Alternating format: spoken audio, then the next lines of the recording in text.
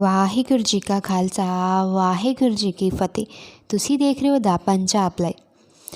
ਪੰਛੀ ਨੂੰ ਉਡਾਰੀ ਲਈ ਖੰਭਾਂ ਦੀ, ਖਾਲ ਨੂੰ ਵਗਣ ਦੀ ਖੁੱਲ੍ਹੇ ਮੋਗੇ ਦੀ ਅਤੇ ਬਿਰਖ ਨੂੰ ਵਧਣ ਲਈ ਜੜ੍ਹਾਂ ਦੀ ਜ਼ਰੂਰਤ ਹੁੰਦੀ ਹੈ।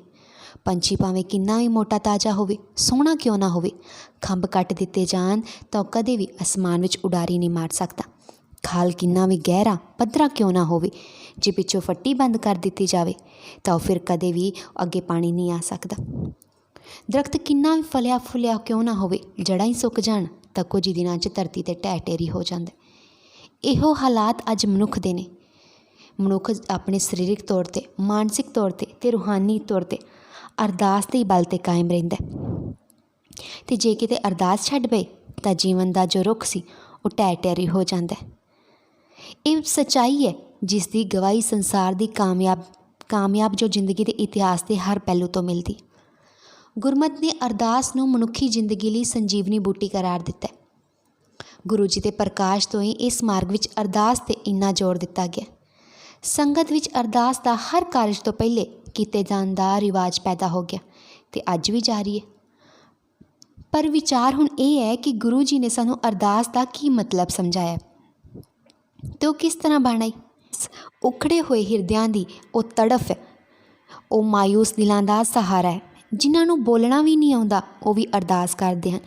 ਇੱਥੋਂ ਤੱਕ ਕਿ ਜਿਨ੍ਹਾਂ ਨੂੰ ਬੋਲਣਾ ਮਿਲਿਆ ਹੀ ਨਹੀਂ, ਉਹਨਾਂ ਦੀਆਂ ਪ੍ਰਾਰਥਨਾਵਾਂ ਵੀ ਸੁਣੀਆਂ ਅਤੇ ਕਬੂਲ ਹੁੰਦੀਆਂ ਨੇ।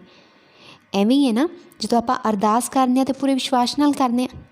ਹੁਣ ਇਹ ਪ੍ਰਸ਼ਨ ਜ਼ਰੂਰ ਪੈਦਾ ਹੁੰਦਾ ਹੈ ਕਿ ਜਗਤ ਵਿੱਚ ਜਿਤਨੇ ਲੋਕ ਰੋਜ਼ ਅਰਦਾਸਾਂ ਕਰ ਰਹੇ ਨੇ, ਉਹਨਾਂ ਦੀਆਂ ਅਰਦਾਸਾਂ ਸੁਣੀਆਂ ਜਾ ਰਹੀਆਂ ਨੇ ਅਤੇ ਕਾਮਨਾਵਾਂ ਪੂਰੀਆਂ ਹੋ ਰਹੀਆਂ ਨੇ। ਇਸ ਦਾ ਇੱਕੋ ਇੱਕ ਜਵਾਬ ਹੈ ਕਿ ਜੇ ਉਹ ਸੱਚੀ ਮੁੱਚੀ ਅਰਦਾਸ ਕਰ ਰਹੇ ਨੇ ਤਾਂ ਕਾਮਯਾਬ ਜ਼ਰੂਰ ਹੋ ਰਹੇ ਨੇ, ਪਰ ਜੇ ਉਹ ਸਹੀ ਅਰਥਾਂ ਵਿੱਚ ਅਰਦਾਸ ਕਰ ਹੀ ਨਹੀਂ ਰਹੇ ਤਾਂ ਕਾਮਯਾਬੀ ਕਿੱਥੇ।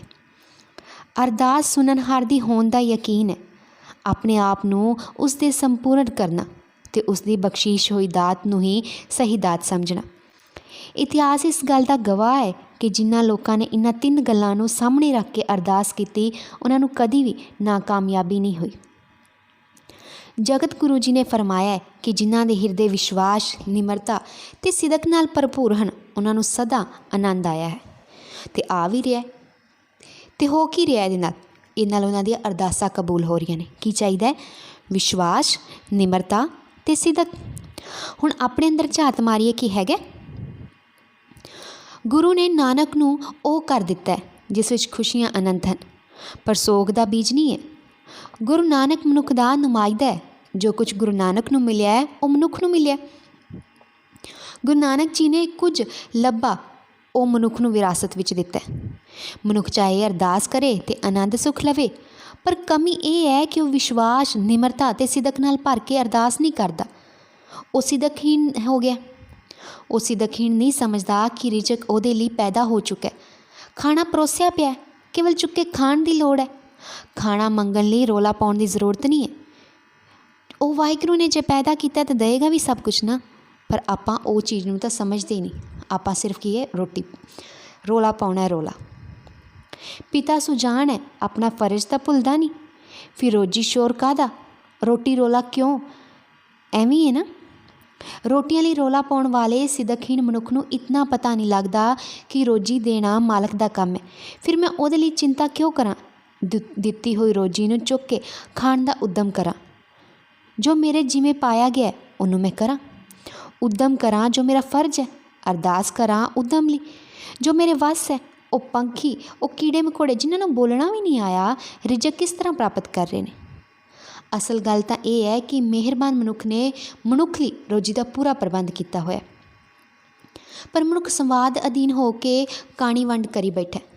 ਫਲ ਇਹੋ ਹੋਇਆ ਹੈ ਕਿ ਕੋਈ ਮਨੁੱਖ ਭੁੱਖਾ ਅਤੇ ਕੋਈ ਬਾਲਾ ਖਾ ਆਫਰ ਰਿਹਾ। ਇਹ ਭੁੱਖ ਅਤੇ ਅਫਰੇਵੇਂ ਦੇ ਦੁੱਖ ਤੋਂ ਖਲਾਸੀ ਤਾਂ ਮਿਲ ਸਕਦੀ ਹੈ ਜੇ ਮਨੁੱਖ ਨੂੰ ਭੋਗਾਂ ਦੇ ਸਵਾਦ ਤੋਂ ਕਿਸੇ ਸ਼ੈ ਦਾ ਰਸ ਆ ਜਾਂਦਾ। ਉਹਦੇ ਉਚੇਚੇ ਜੋ ਰਸ ਦਾ ਗਾਹਕ ਹੈ, ਉਸ ਵਿੱਚ ਮਗਨ ਰਹਿ ਕੇ ਭੋਗਾਂ ਦੇ ਸਵਾਦ ਤੋਂ ਉਲਟ ਨਾ ਕਾਹਦਾ ਅਤੇ ਮਾਲਕ ਦੇ ਦਰਵਾਜ਼ੇ 'ਤੇ ਨਿਗਾਹ ਹੋਣ ਗੱਲਾਂ ਲਈ ਪ੍ਰਾਰਥਨਾ ਕਰਦਾ। ਇਸ ਹਾਲਾਤ ਵਿੱਚ ਉਸ ਕੰਗਾਲ ਭਿਖਾਰੀ ਵਾਂਗ ਹੋ ਰਹੀ ਹੈ। ਉਸਨੇ ਬੜੀ ਕਠਿਨ ਘਾਲ ਕੇ ਮਹਾਰਾਜੇ ਨੂੰ ਆਪਣੇ ਉੱਤੇ ਪ੍ਰਸੰਨ ਕਰ ਲਿਆ। ਰਾਜਾ ਨੇ ਕਿਹਾ, ਮੰਗ ਕੀ ਚਾਹੁੰਦਾ? ਤਾਂ ਭਿਖਾਰੀ ਨੇ ਕਿਹਾ, ਚੂਰਮੇ ਦੀ ਇੱਕ ਬਾਟੀ। ਭੋਗ ਪਦਾਰਥਾਂ ਲਈ ਅਰਦਾਸ ਕਰਨੀ ਉਸ ਨੀਵੇਂ ਭਿਖਾਰੀ ਵਾਂਗ ਹੀ ਹੈ, ਜਿਸ ਨੂੰ ਸ਼ਾਹੀ ਖਜ਼ਾਨੇ ਵਿੱਚੋਂ ਮਿਲ ਸਕਣ ਵਾਲੀਆਂ ਸਾਰੀਆਂ ਵਡਮੁੱਲੀਆਂ ਦਾਤਾਂ ਕੋਲ ਨੇ, ਪਰ ਮੰਗਣ ਲਈ ਅਰਦਾਸ ਕਰਨੀ ਮੰਗਤ ਭਿਖਾਰੀ ਦੀ ਰੀਸ ਹੈ, ਢਹਿਣੀਆਂ ਕਲਾਂ ਦੀ ਰੀਸ ਹੈ। ਗੁਰੂ ਨਾਨਕ ਨਾਮ ਜੋ ਨਾਨਕ ਜੀ ਨੇ ਆਪਾਂ ਨੂੰ ਚੜ੍ਹਦੀ ਕਲਾ ਵਿੱਚ ਰੱਖਣ ਲਈ ਕਿਹਾ ਵੀ ਹਮੇਸ਼ਾ ਚੜ੍ਹਦੀ ਕਲਾ ਵਿੱਚ ਰਵੋ, ਪਰ ਆਪਾਂ ਕੀ ਇਹ ਨਾ ਢੇਰੀ ਢਾਣੀਓ ਢਾਣੀਏ। ਅਰਦਾਸੀਏ ਲਈ ਤਨ ਮਨ ਧਨ ਗੁਰੂ ਅੱਗੇ ਰੱਖਣੇ ਇਹ ਲਾਜ਼ਮੀ ਨੇ। ਮੰਗ ਕੇਵਲ ਇਸ ਗੱਲ ਦੀ ਹੈ ਕਿ ਮਾਲਕ ਇਸ ਭੇਟ ਨੂੰ ਪ੍ਰਵਾਨ ਕਰ ਲੇ। ਸਾਦਿਕ ਜਾਣਦਾ ਹੈ ਕਿ ਮਾਲਕ ਨੂੰ ਮੇਰੀ ਸਾਰ ਹੈ, ਮੈਨੂੰ ਜੋ ਚਾਹੀਦਾ ਉਹ ਦਿੰਦਾ, ਅਤੇ ਜੋ ਕੁਛ ਨਹੀਂ ਦਿੰਦਾ ਉਹ ਮੇਰੇ ਲਈ ਹੁੰਦਾ ਹੀ ਨਹੀਂ ਹੈ। ਵਾਹਿਗੁਰੂ ਸਾਨੂੰ ਉਹੀ ਦਿੰਦੇ ਨੇ ਜੋ ਸਾਡੇ ਲਈ ਵਧੀਆ। ਐਵੇਂ ਹੈ ਨਾ, ਪਰ ਆਪਾਂ ਨੂੰ ਕੀ ਹੁੰਦਾ, ਨਾ ਜੀ ਇਹ ਤਾਂ ਹੈ ਹੀ ਨਹੀਂ ਸਾਡੇ ਲਈ ਵਧੀਆ, ਵਾਹਿਗੁਰੂ ਤੂੰ ਮੇਰੇ ਨਾਲ ਗਲਤ ਕੀਤਾ, ਇਹ ਕਿਉਂ ਕੀਤਾ ਮੇਰੇ ਨਾਲ। ਆਪਾਂ ਨੇ ਸਾਰੀ ਜ਼ਿੰਦਗੀ ਗੱਲੇ ਛੁਪੀਆਂ 'ਚ ਲੰਘ ਜਾਂਦੀ ਹੈ। ਦੂਸਰੀ ਕਮੀ ਅਰਦਾਸ ਦੇ ਸੰਬੰਧ ਵਿੱਚ ਆਮ ਤੌਰ 'ਤੇ ਰਹਿ ਜਾਂਦੀ ਹੈ ਕਿ ਅਸੀਂ ਅਰਦਾਸ ਸਮੇਂ ਆਪਣੇ ਮਾਲਕ ਨੂੰ ਆਪਣਾ ਆਪ ਸਮਰਪਣ ਹੀ ਕਰਦੇ, ਵਿਸ਼ਵਾਸ ਨਹੀਂ ਹੁੰਦਾ ਪਤਾ ਨਹੀਂ ਪੂਰੀ ਹੋਣੀ ਹੈ ਕਿ ਨਹੀਂ, ਜਿਸ ਕਰਕੇ ਸਾਡੀ ਉਸ 'ਤੇ ਇੱਕਮਿਕ ਅਵਸਥਾ ਨਹੀਂ ਹੁੰਦੀ। ਫਿਰ ਸਾਨੂੰ ਸਫਲਤਾ ਕਿੱਥੋਂ ਹੋਵੇ। ਕਹਿੰਦੇ ਹਨ ਕਿ ਇੱਕ ਵਾਰ ਪਿੰਡ ਦੀਆਂ 3-4 ਕੁੜੀਆਂ ਸ਼ਹਿਰ ਵਿੱਚ ਆ ਨਿਕਲੀਆਂ, ਜਾਂ ਬਾਜ਼ਾਰ ਵਿੱਚ ਲੰਘਦੀਆਂ ਨੇ। ਲਲਾਰੀ ਦੀ ਦੁਕਾਨ ਵੱਲ ਨਿਗਾਹ ਮਾਰੀ ਤਾਂ ਰੰਗਾ ਰੰਗ ਦੀਆਂ ਪੱਗਾਂ ਅਤੇ ਦੁਪੱਟੇ ਵੇਖ ਕੇ ਹੈਰਾਨ ਰਹਿ ਗਈਆਂ। ਆਪਸ ਵਿੱਚ ਸਲਾਹ ਕਰਨ ਲੱਗਿਆਂ ਕਿ ਅਸੀਂ ਵੀ ਚੁੰਨੀਆਂ ਰੰਗਾ ਲਈਏ। ਲਲਾਰੀ ਦੇ ਕਹਿਣ 'ਤੇ ਵੀ ਚੁੰਨੀ ਦੀ ਜੋ ਰੰਗਾਈ ਹੈ ਉਹਦੇ 4 ਪੈਸੇ ਲਵਾਂਗਾ, ਅਤੇ 4 ਘੜੀਆਂ ਚੁੰਨੀ ਜੋ ਹੈ ਉਹ ਵੀ ਲੀੜੇ ਵੀ ਇੱਥੇ ਛੱਡਣੇ ਹੋਣਗੇ। ਕੁੜੀਆਂ ਸੋਚੀ ਪੈ ਗਈਆਂ, ਕਿਉਂ ਜੋ ਉਹਨਾਂ ਕੋਲ ਇੱਕ ਚੁੰਨੀ ਸੀ। ਇੱਕ ਵਡੇਰੀ ਨੇ ਜਾ ਕੇ ਲਲਾਰੀ ਨੂੰ ਕਿਹਾ ਕਿ ਵੀਰਾ ਪੈਸੇ ਤਾਂ 4 ਲੈ, ਪਰ ਚੁੰਨੀਆਂ ਸਾਡੇ ਸਿਰ 'ਤੇ ਰਹਿਣ ਦੇ। ਅਤੇ ਅੱਜ ਆਪਣੇ ਹਾਲਾਤ ਵੀ ਉਹਨਾਂ ਕੁੜੀਆਂ ਵਾਂਗ ਨੇ ਕਿ ਆਪਣਾ ਆਪ ਆਪਾਂ ਸਮਰਪਣ ਨਹੀਂ ਕਰਨਾ, ਆਪਣੇ ਚੁੰਨੀ ਨਹੀਂ ਦੇਣੀ, ਪਰ ਆਪਾਂ ਜੋ ਹੈ ਰੰਗ ਉਹ ਚੜਾਉਣਾ। ਆਪਾਂ ਕੀ ਕਰਦੇ ਹਾਂ, ਆਪਣੀਆਂ ਨੀਚ ਕਾਮਨਾਵਾਂ, ਖੁਦਗਰਜ਼ੀਆਂ, ਈਰਖਾ ਅਤੇ ਵਾਦ ਦੇ ਦਾਗਾਂ ਨਾਲ ਭਰਿਆ ਹੋਇਆ ਭਲਾ ਰੰਗ ਮੰਗਦੇ ਹਾਂ। ਭਲਾ ਉਹ ਰੰਗ ਚੜ੍ਹ ਸਕਦਾ। ਇਸ ਲਈ ਜਦੋਂ ਅਰਦਾਸ ਕਰਦੇ ਹਾਂ, ਸਭ ਤੋਂ ਪਹਿਲੀ ਗੱਲ ਵਿਸ਼ਵਾਸ ਹੋਣਾ ਚਾਹੀਦਾ ਕਿ ਵਾਹਿਗੁਰੂ ਮੇਰੀ ਅਰਦਾਸ ਜ਼ਰੂਰ ਕਬੂਲ ਕਰਨਗੇ। ਸਿੱਦਕ ਰੱਖੋ, ਨਿਮਰਤਾ ਰੱਖੀਏ। ਜੇ ਵਾਹਿਗੁਰੂ ਨੇ ਅਰਦਾਸ ਕਬੂਲ ਕੀਤੀ ਹੈ ਨਾ, ਤਾਂ ਆਪਣੇ ਵਿੱਚ ਨਿਮਰਤਾ ਵੀ ਹੋਣੀ ਚਾਹੀਦੀ ਹੈ। ਇਸ ਲਈ ਨਿਮਰਤਾ, ਵਿਸ਼ਵਾਸ ਅਤੇ ਸਿੱਦਕ ਲੈ ਆਓ। ਜਿਸ ਦਿਨ ਇਹ 3 ਚੀਜ਼ਾਂ ਆ ਗਈਆਂ, ਅਰਦਾਸ ਆਪੇ ਕਬੂਲੀ ਜਾਣੀ। ਘਾਟ ਆਪਣੇ ਵਿੱਚ ਹੈ। ਆਪਾਂ ਵਾਹਿਗੁਰੂ ਨੂੰ ਕਹਿੰਦੇ ਰਹਿੰਦੇ ਹਾਂ, ਵਾਹਿਗੁਰੂ ਤੁਸੀਂ ਸਾਡੀ ਅਰਦਾਸਾਂ ਨਹੀਂ ਕਬੂਲ ਕਰਦੇ। ਇਸ ਲਈ ਆਪਣੇ ਅੰਦਰ ਦੀਆਂ ਕਮੀਆਂ ਨੂੰ ਦੂਰ ਕਰੀਏ। ਜਿਸ ਦਿਨ ਉਹ ਅੰਦਰ ਦੀਆਂ ਕਮੀਆਂ ਦੂਰ ਹੋ ਗਈਆਂ, ਫਿਰ ਆਪੇ ਅਰਦਾਸਾਂ ਵੀ ਕਬੂਲ ਹੋਣ ਲੱਗ ਜਾਣਗੀਆਂ। ਕਦੇ ਵੀ ਕਿਸੇ ਦਾ ਮਾੜਾ ਨਾ ਲੋਚੋ, ਨਾ ਕਿਸੇ ਬਾਰੇ ਮਾੜਾ ਸੋਚੋ। ਕਦੇ ਵੀ ਕਿਸੇ ਨੂੰ ਕੋਈ ਐਸਾ ਲਫ਼ਜ਼ ਨਾ ਬੋਲੋ ਕਿ ਅਗਲੇ ਦਾ ਹਿਰਦਾ ਦੁਖੇ।